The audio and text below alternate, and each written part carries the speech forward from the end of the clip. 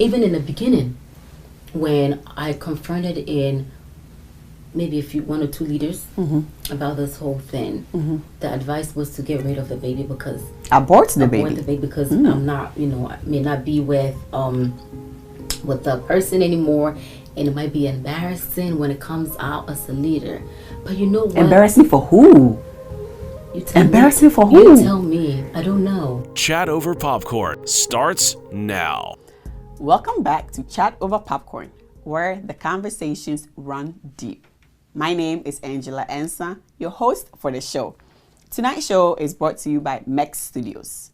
Tonight, we are bringing our conversation on single motherhood to an end.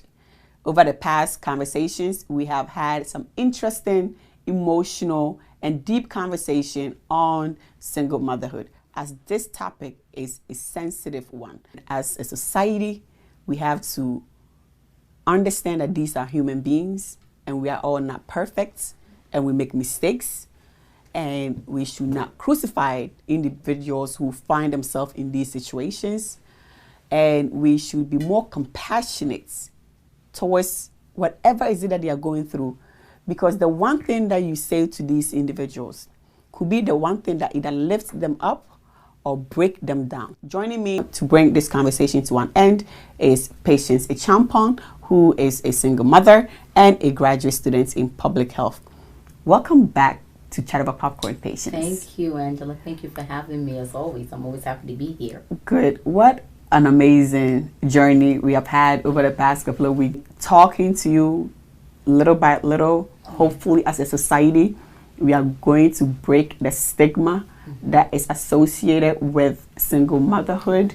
We can be more compassionate and empathize with those who find themselves in these situations, whether you are a single mother or a single father. So like you mentioned to us on the previous episode, you were saying that your faith is obviously what has kept you grounded and what helped you through.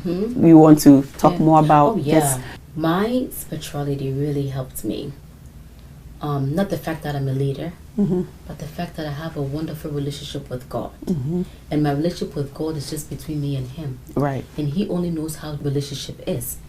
And so when this pregnancy whole thing came about, He was the only person I went to for strength, because I know my strength will never come from any person.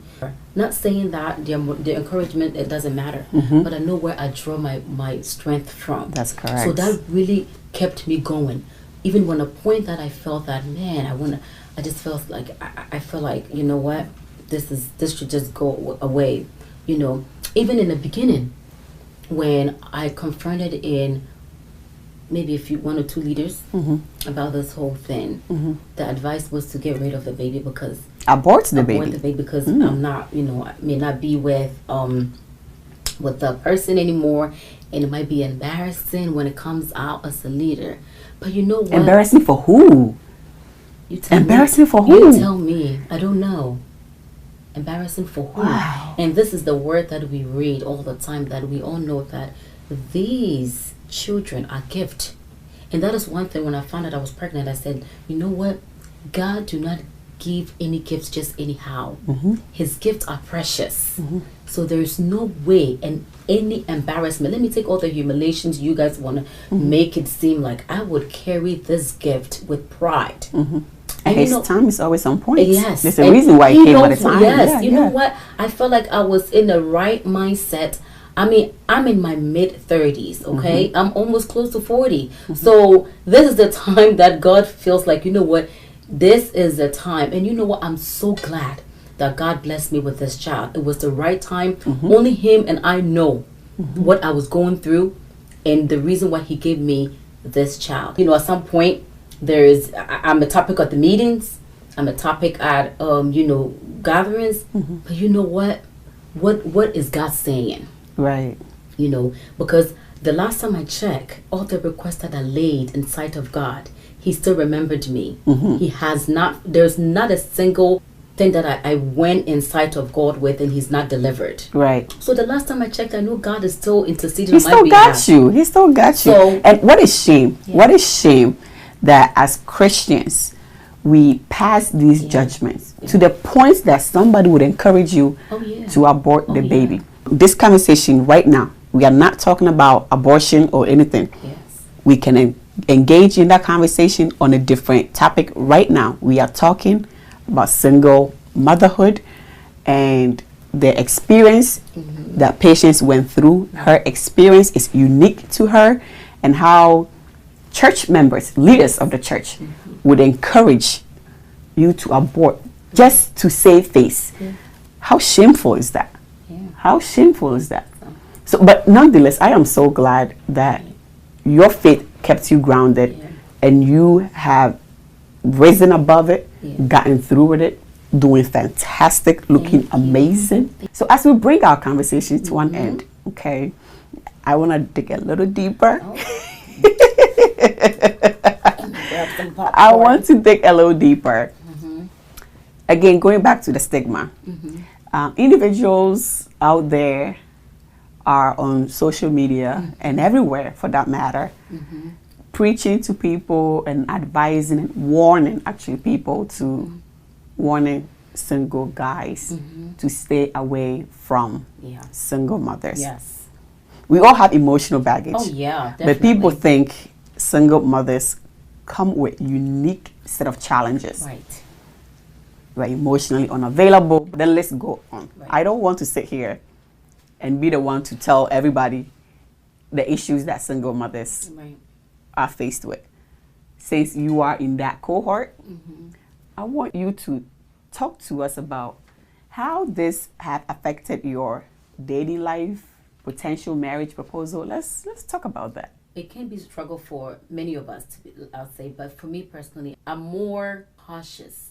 I would be open to whoever I talk to, but now I'm very cautious. Simply the fact that I have this little boy in my life, and I want someone that has substance, not just anybody, but someone that he can actually learn from. I want the best love for him as well. Okay. You know, I love love. You know, I love love, and I love being with someone who cares for me, but I'm just not going to be with anybody just because I have a son. So I would want to, you know, I would just want to date, want to be with somebody. Let's talk about self-care and self-love. Now, when it comes to coping, making sure that while you are a statistics, you do not succumb to the description of what that look like. You do not succumb to what society expects of you. You are pursuing your graduate degree, while the statistics is that 1 out of 6 single mothers do not complete high school. You are getting your master's degree.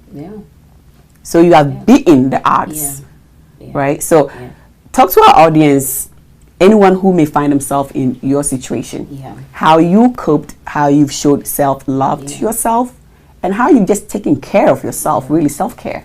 Thank you, Angela. I want to take this opportunity and talk to any single mother, to be precise, that if you're in a space where you feel like you're so encamped in this space that you cannot even, you know, put yourself out there, whether it's learning a trade, you know, bettering yourself education wise, just look at your strength, you know, for the sake of your kid. Just try to, it's not easy, I know, going to school and, you know, working full-time hours, trying to pay for, you know, your other expenses out there. I know it's not easy, but you know what, and I kind of understand now the analogy about when people say determination. You know what I mean? I always hear people saying, oh, if you're really determined, you can do it. But now I really understand, like, being determined. You have added perseverance to determination. Like, and I look back, I just completed my last quarter classes, and it's not, you know it, it's not easy. And I came out with all A's. You know, I was so scared of taking those classes, but I was, you know, staying up all night. My baby goes, sometimes he wants to be by me 24/7. If I'm not in bed, he's not going to bed. But you know what? with all that, I make it work. So if you want to go back and get your high school diploma, if you want to get a 2-year degree, trust me, you can do it. Better yourself. You know, you can learn how to sew, you can learn how to do hair. There's so many things out there you can do to better yourself. Vocational skills. Yeah. You know, so and single mothers, you know, you guys do such an amazing job. There's a lot of famous people who came out of single motherhood. Yes. Our past president, President Obama, right? Celine Dion, right? All these great people, Maya Angelou, all these people, these iconic people that we look up to come from single motherhood. And it's what you talked about, which as a single mother, you are determined to provide the best for your son. And nothing is going to stop you. And nothing should stop anybody out there. But first, making sure that you take care of yourself mentally, because you have to be present. You have to be mentally sound in order to provide for your son or your daughter or whoever. We cannot bring our conversation to an end without addressing the fact that we have statistics out there that talked about absentee fathers and the impact they have on the children. And the psychological stress that it put on the kids. And I guess mention a couple of iconic people who came out of single motherhood. And there are other ways that I want our audience to know that that's not end or be all. Like if you are a single mother, your child does not have to succumb to incarceration, emotional behaviors, all these negative things we associate with lack of father in the home, right?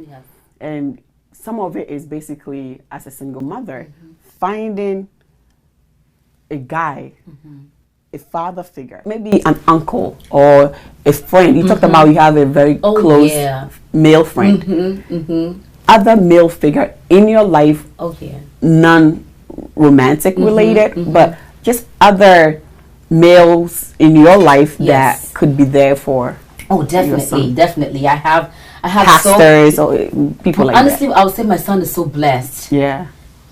He is so blessed. He have all these male figures in his life, like uncles, brothers, and even the person I'm telling you in my life at the moment, he adores him. You know, he adores him. When you hear Papa, that's him. You know, that's him. And it just brings me joy. He knows uncle. He knows his godfather. And they're so good. They call him, they check on him, they do video calls to make sure that. So I'm blessed on that part. So my last question for you, have you forgiven your baby father? Yes, no, with no hesitation, I have forgiven him. What did that forgiveness do for you? Everybody say set you free, but I'm saying that it set me free. It set you free. Yes. It made me like, so if I was bitter, I wouldn't even give anybody room to talk to me because I'm so bitter. And when I'm bitter, I'm bitter. And when you do not forgive, he still holds his power over you. Exactly. Right. So who angers you? Yes. And he takes you down. Yes. And, you know, I came up with a quotation that I chose to forgive to set myself free. Yes. Because I could not have made you behave otherwise. And you know what? Every situation or relationship you go through is a lesson learned. You know, so you can't just make it seem like it's the other person's fault. It can be my fault as well. Maybe I may not know it was my fault, but so do not take responsibility. Exactly. So don't carry the bitterness onto the next one. Just move on. That's my motto in life. It's a learned lesson for me. Thank you. Okay. Thank you. So knowing that you love to sing, what song can you bless us with that is so inspiring and uplifts our audience? Yeah. Thank you, Angela. Before I sing this song, I just want to encourage somebody out there that one thing that I know, everywhere that we go, the love of God, oh my God, it's so amazing. Yes. You know, when you look back and you are so confused, what is God saying? Don't hear the voice of humans. What is God saying, or what is the one you believe in? What is He saying? So I want to sing this song and encourage somebody out there, and that one thing that we know is that everywhere we go, the love of God, it never fails us not. Never fail me yet, never fail me yet. Jesus' love never fail me yet. One thing that I know, everywhere that I go, my Jesus' love, it never failed me yet.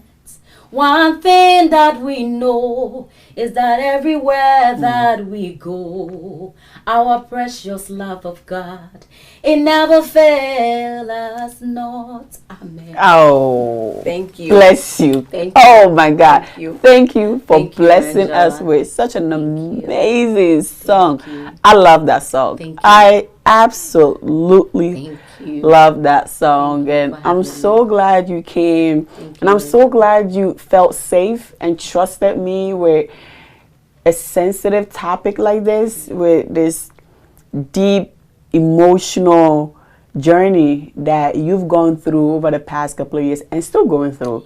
But I'm trusting that, like you said, God's love Yes, it never fails you. never fails. And it never fails anybody. Never. So guys, we are going to wrap up our conversations here, but make sure you follow our pages on Facebook and Instagram and subscribe to our YouTube channel.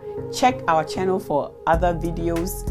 We are always looking to bring you guys content that would uplift all of us, that will be motivational, that will inspire people to learn, heal, and navigate and bring awareness.